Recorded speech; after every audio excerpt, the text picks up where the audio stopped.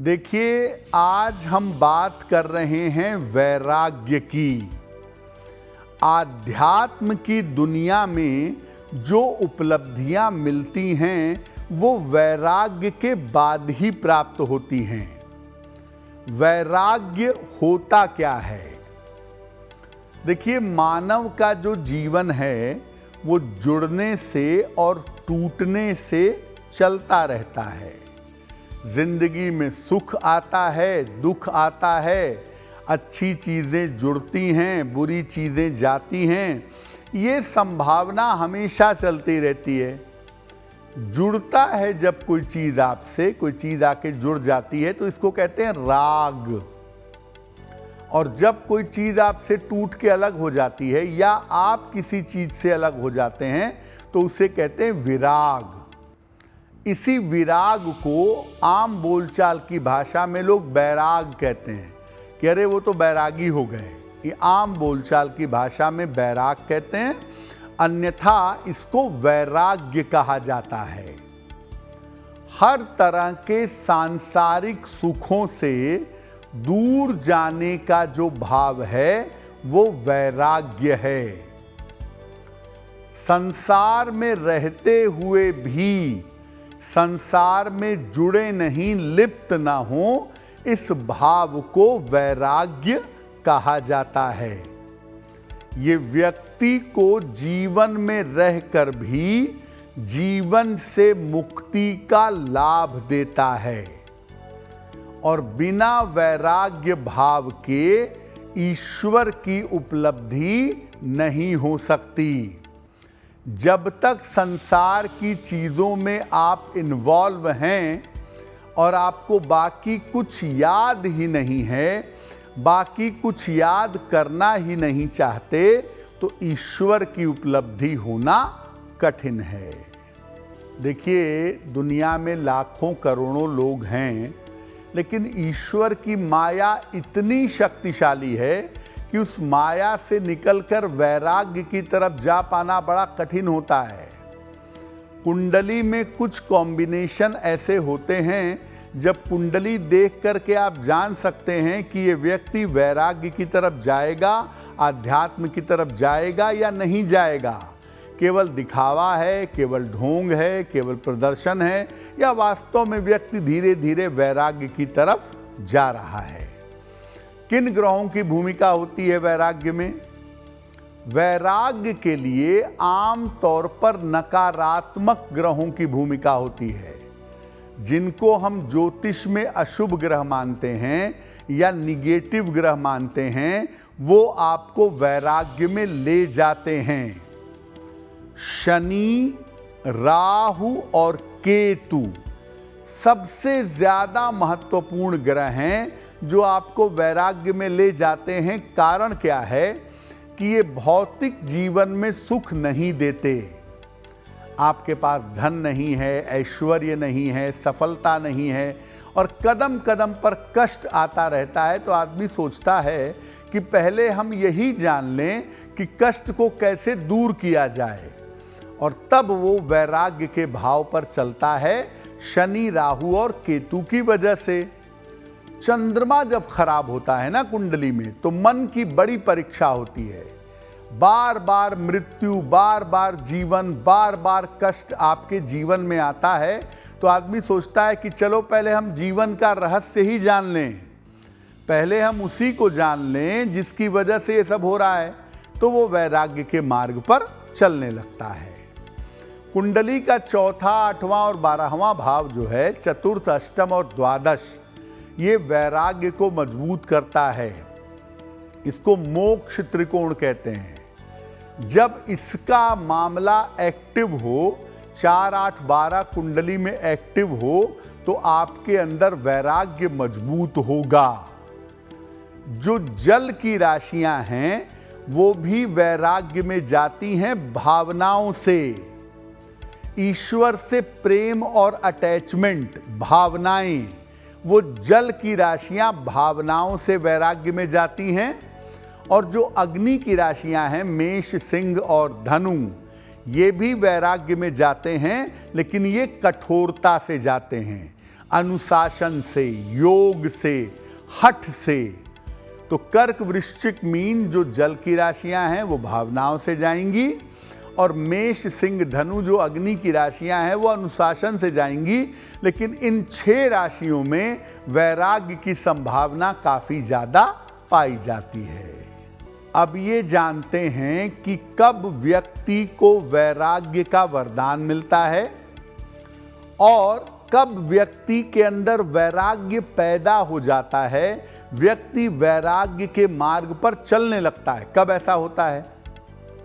देखिए, कुंडली में अगर चंद्रमा खराब है आपके और पूर्व जन्म के प्रारब्ध हैं या किसी संत महापुरुष के संपर्क में आ गए हैं तो आपके अंदर वैराग्य आना ही है, उसे कोई रोक नहीं सकता। चंद्रमा का संबंध अगर चतुर्थ, अष्टम या द्वादश भाव से बने तो व्यक्ति के अंदर वैराग्य का भाव प्रबल होता है। अगर कुंडली के 9वें भाव का स्वामी मजबूत हो जाए तो व्यक्ति पहले धार्मिक मार्ग पर चलता है, फिर आध्यात्मिक मार्ग पर चलता है और फिर वैराग्य के मार्ग पर चलता है। तो 9वें भाव का स्वामी अगर मजबूत हो तो भी आप वैराग्य के मार्ग पर जाएंगे। केतु को ज्योतिष में मोक्ष कारक माना गया है, इसलिए केतु अगर कुंडली में प्रभावशाली होता है तो आदमी अपनी आध्यात्मिक उन्नति का प्रयास करता है और मुक्ति मोक्ष के मार्ग पर चल पड़ता है।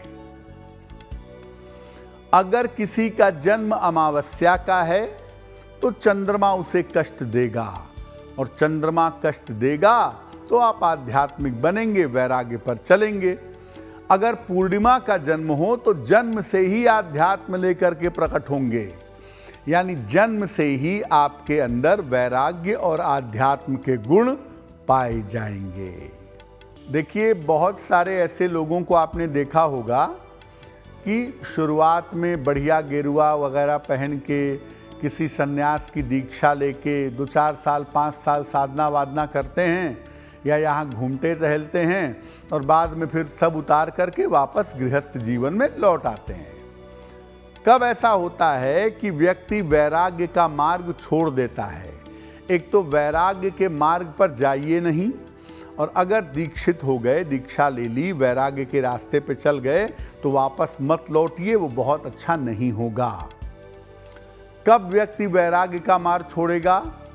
देखिए, अगर कुंडली में शुक्र मजबूत हो गया ना आपके, तो वो बार बार आपको इंस्टिगेट करेगा, बार बार आपको कहेगा कि वापस चलो, इस कष्ट में कुछ नहीं रखा है, वापस चलो, अपना जीवन देखो, पैसे कमाओ, वैभव में रहो। बार बार शुक्र आपको परेशान करेगा।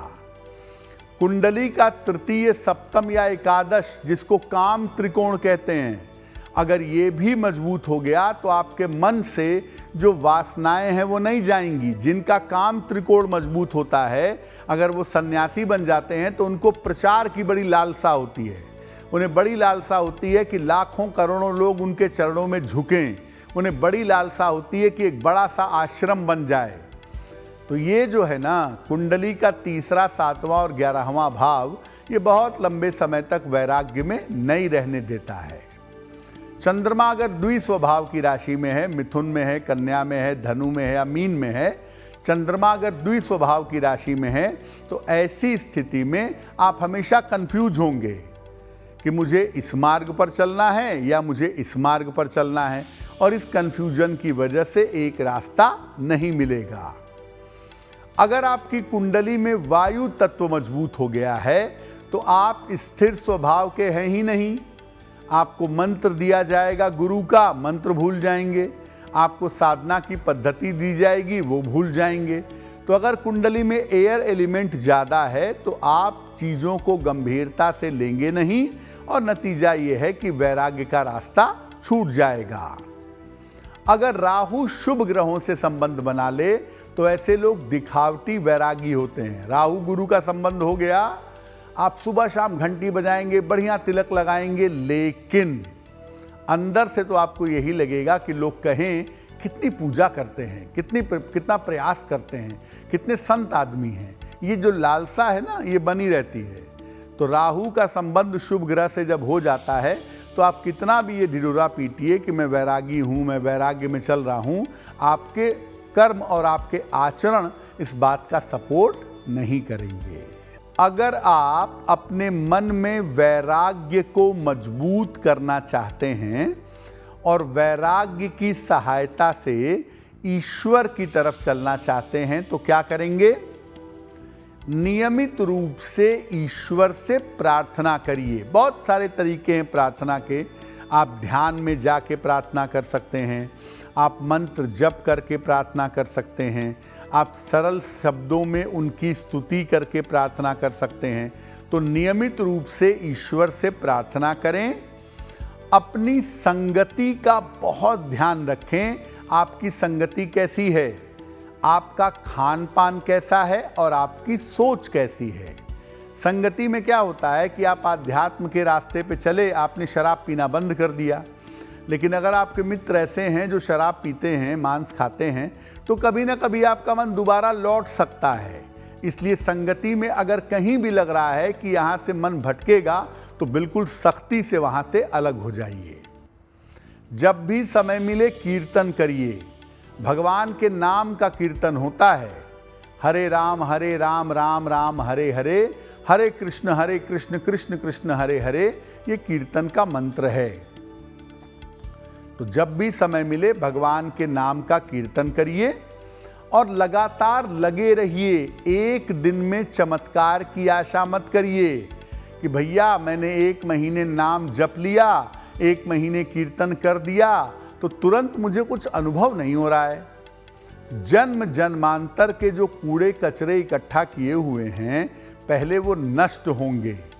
इसलिए अगर शुरुआत में आपको अनुभव नहीं होता है, और ज़्यादा प्रार्थना करिए और ज़्यादा नाम जप करिए और ज़्यादा ध्यान करिए। जितनी मात्रा बढ़ती जाएगी, कुछ समय बाद जब आपके संस्कारों का प्रभाव कम हो जाएगा या नष्ट हो जाएगा, तब आपको ईश्वर की कृपा का अनुभव होना शुरू हो जाएगा। भगवान कहते हैं गीता में, असंशयम महाबाहो मनो दुर्निग्रहम चलम, असंशयम महाबाहो मनो दुर्निग्रहम चलम, अभ्यासेन तु कौन्तेय वैराग्येण च गृह्यते। यानी मन इतना ज़्यादा उपद्रवी है, उसको निग्रह करना, उसको रोक पाना बड़ा कठिन है। इसलिए हे कुंती पुत्र, अभ्यास करो। निरंतर अभ्यास करके और वैराग्य के रास्ते पे चल के मन को नियंत्रित कर पाओगे। अगर आप मुझसे जुड़ करके अपनी समस्याओं का समाधान चाहते हैं और चाहते हैं कि आपकी समस्याओं को ज्योतिष के माध्यम से सुलझाया जाए, तो आप हमसे संपर्क कर सकते हैं, जुड़ सकते हैं एस्ट्रो तक पर।